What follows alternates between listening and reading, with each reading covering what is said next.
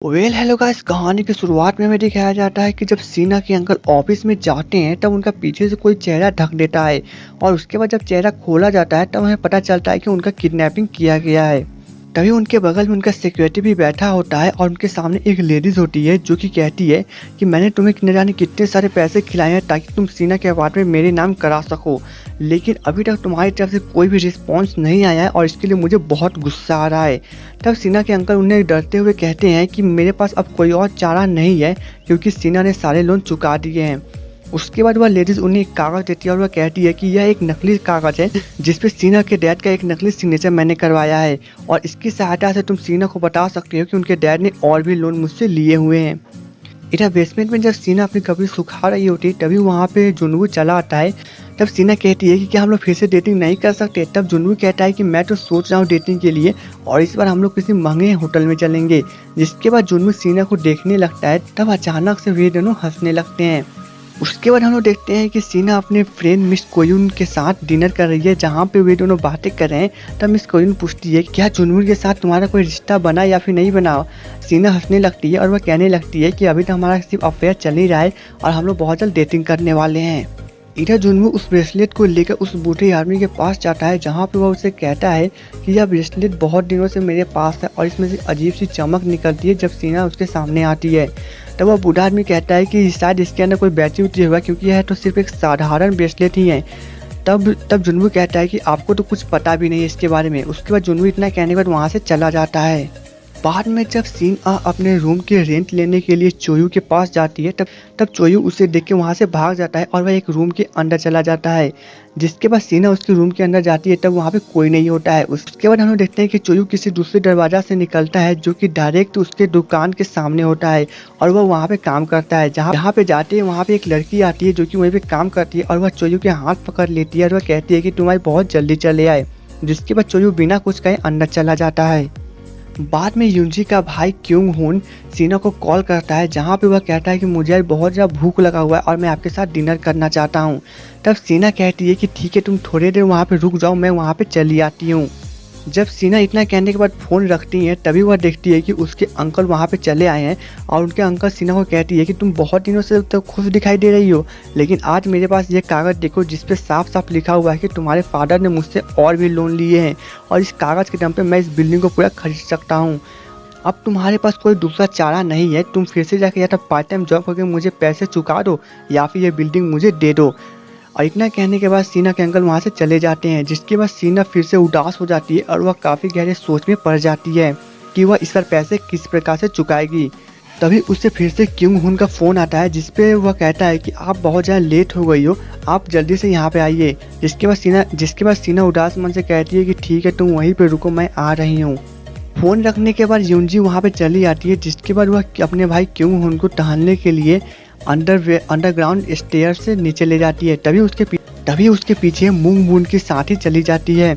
जिसके बाद हम लोग देखते हैं कि युंजी का भाई क्योंग हुन नीचे बेहोश पड़ा हुआ है और युंजी उसे घेरे हुए खड़ी है जहाँ पे मुंगबुन की साथी उसकी तरफ धीरे धीरे बढ़ रही है। तब युंजी अपनी शक्तियों का इस्तेमाल करती है और वह उसे कहती है कि प्लीज तुम मेरे भाई को छोड़ दो, इसके अंदर कोई भी शक्ति नहीं है, जो भी है मेरे अंदर है और इसे छोड़ दो। उसके बाद मुंगबुन की साथी उसके बाद अपनी शक्तियों का यूज करती है और वह लड़की अचानक धुआं बन जाती है। जिसके बाद वह लड़की मुंगबुन के बॉस के पास जाती है जहाँ पे वह उसे एक गमले के अंदर कैद कर लेता है। इधर सीना जो युंजी का इंतजार कर रही है तभी अचानक से उससे एहसास होता है कि वह यहाँ पे क्या कर रही है, क्योंकि युंजी तो कैद हो चुकी है इसलिए उसका इस दुनिया से अस्तित्व मिट चुका है। इसलिए अब जो भी इंसान युंजी के बारे में जानता है वह युंजी को अब भुला चुका है। इधर सीना अपनी फ्रेंड कोयुन के सामने बैठी हुई है जहाँ पे वह उसे सब कुछ बता देती है किस प्रकार उसके अंदर फिर से उसकी जिंदगी में आ गए हैं और वह रोने लगती है। जिसके बाद कोयुन उसे गले लगा लेती है। तब सीना की आंखों से आंसू निकलने लगते हैं। इधर सीना के अंकल अपने सिक्योरिटी को फ़ोन करते हैं जहाँ पे वह कहते हैं कि उस आदमी को छोड़ना मत और उसे बुरी तरह से पीटो, उसके बाद तुम मेरे पास यहाँ पे चले आओ, हम लोग को सीना के घर पे जाना है। उसके बाद हमें दिखाया जाता है कि सीना के अंकल के सिक्योरिटी मिस्टर हैंगजोंग को बहुत बुरी तरह से पीट चुका है जहाँ पे उसके मुंह से खून गिर रहे हैं। उसके बाद सीना के अंकल कुछ गुंडों के लेकर अपने सिक्योरिटी के साथ सीना के अपार्टमेंट में पहुँचते हैं जहाँ पे वे लोग सीढ़ियों से चढ़ के सीना के रूम में जाते हैं। तभी उन्हें सीना के रूम में जाते हुए किम सी और उनकी बेटी देख लेती है, जिसके बाद वे लोग सीना को कॉल करते हैं। अब जिसके बाद सीना फटाफट अपनी स्कूटी पे बैठती है और वह स्कूटी को स्पीड करते हुए घर पे पहुंचती है। यहाँ पे वह देखती है कि उसके अंकल पूरी रूम के सामान को नीचे गिराए हुए हैं और वह किसी कागज को ढूंढ रहे हैं। तभी सीना के अंकल का सेक्रेटरी वहाँ पे आता है और वह कहता है कि हमें यहाँ पे किसी भी रूम का कागज नहीं मिला और हमें लगता है कि इसने अपार्टमेंट के कागज ऊपर वाले घर में छुपा के रखी हुई है, क्योंकि वह इन दिनों कपड़े सुखाने के लिए ऊपर वाले रूम में ही जाती है। इतना सुनने के बाद सीना दौड़ती हुई छत पे चली जाती है, जहाँ पे मिस जूंजी और उसकी बेटी इंतजार कर रही होती है और वे लोग दरवाजा को बंद करके अंदर चले जाते हैं, जहाँ पे सबसे पहले सीना तो अपने कागज निकालती है और वह चोयू को कॉल करती है। तभी वहाँ पे सीना के अंकल दरवाजा तोड़ के अंदर चले आते हैं, जिसके बाद वह उसे कहते हैं कि अब तुम कहाँ भागोगी। तभी हम लोग देखते हैं कि बाथरूम में से चोयू दरवाजा खोल के आता है और वह सीना को कहता है कि यहाँ पे क्या चल रहा है, तुम लोग मेरे साथ आओ। जिसके बाद सीना के अंकल हंसने लगते हैं कि जैसे बाथरूम में यह कहाँ लेके जा रहा है। उसके बाद चोयू उन सभी को बाथरूम में लेके जाता है और दरवाजा बंद करता है। हमें दिखाया जाता है कि सीन आ और उसके साथ मिस यूनजी और उनकी बेटी किसी दूसरी जगह पे जा चुकी है। जिसके बाद चोयू कहता है कि तुम लोग यहीं पे इंतजार करो, मैं थोड़ी देर में यहाँ पे आता हूँ। इधर सीना के अंकल को काफ़ी हंसी आ रही होती है, इसलिए वह फिर से जाके उस बाथरूम का दरवाजा खोलते हैं। तब वे देखते हैं कि वहाँ पे कोई नहीं है। इसके बाद उनका सिक्योरिटी कहता है कि मुझे लगता है इस घर में कहीं भूत प्रेत है, क्योंकि इन दिनों हमारे साथ कुछ ऐसे ही घटना होने लगी है। तब सीना के अंकल भी कहते हैं कि मैं भी यही कहना चाहता हूँ। तभी वह देखते हैं कि बाथरूम का दरवाजा खोल के फिर से चोयू चला आता है और वह उन्हें कहता है कि क्यों तुम लोग डरे हुए हो क्या, तुम लोग मेरे साथ आओ, मुझे तुम लोगों से कुछ बातें करनी है। जिसके बाद चोयू दरवाजा खोल के उन्हें प्रोस्टिट्यूटर्स के ऑफिस में ले जाता है, जहाँ पे वे लोग एक रूम में होते थे। वे लोग सभी डर जाते हैं कि वह एकाएक यहाँ पे कैसे पहुँच गए। और उसके बाद चोयू फिर से दरवाजा बंद करता है और वह वहाँ से भाग जाता है।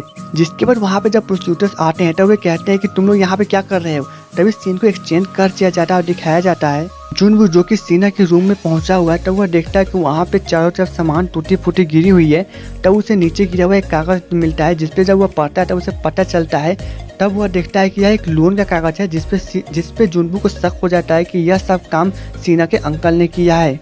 इधर सीन आज चोयू के साथ बैठी हुई है, जहाँ पे चोयू उसे समझाता है कि मेरे पास कुछ शक्तियाँ हैं जिसकी मदद से हम लोग यहाँ पे आए हैं, और मैं चाहता हूँ कि तुम इसके बारे में ज़्यादा ना सोचो, क्योंकि ये मेरे पास बहुत दिनों से, लेकिन मैं इसका यूज नहीं करता था। तभी हमें दिखाया जाता है कि सीना के अंकल प्रोस्टिट्यूटर से माफ़ी मांग रहे हैं और वह कहते हैं कि मुझे तो खुद नहीं पता कि मैं यहाँ पे क्या कर रहा हूँ। तब वह प्रोस्टिट्यूटर्स कहते हैं कि तुम लोग यहाँ से चले जाओ, मुझे बहुत गुस्सा आ रहा है।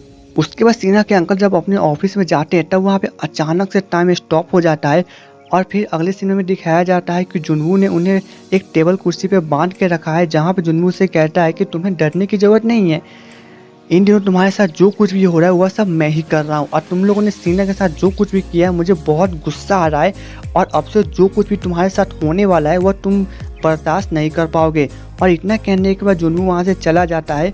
उसके बाद सीना के अंकल वहाँ पे बेहोश हो जाते हैं और जब उन्हें होश आता है तब वह देखते हैं कि उनका हाथ पैर खुला हुआ है। जिसके बाद सबसे पहले वे अपना तिजोरी चेक करते हैं तो उनके अंदर से सारे के सारे पैसे गायब हो चुके हैं। इधर मुनमुन के बॉस यह सभी अपने मोबाइल पे देख रहे होते हैं। जिसके बाद वह अपने ग्रीम रीपर से कहते हैं कि हमें जल्द से जल्द कुछ करना चाहिए, क्योंकि मुझे नहीं लगता कि इस लड़के ने कोई क्राइम किया है, लेकिन मुझे इसे किसी भी कीमत पे पकड़ना है।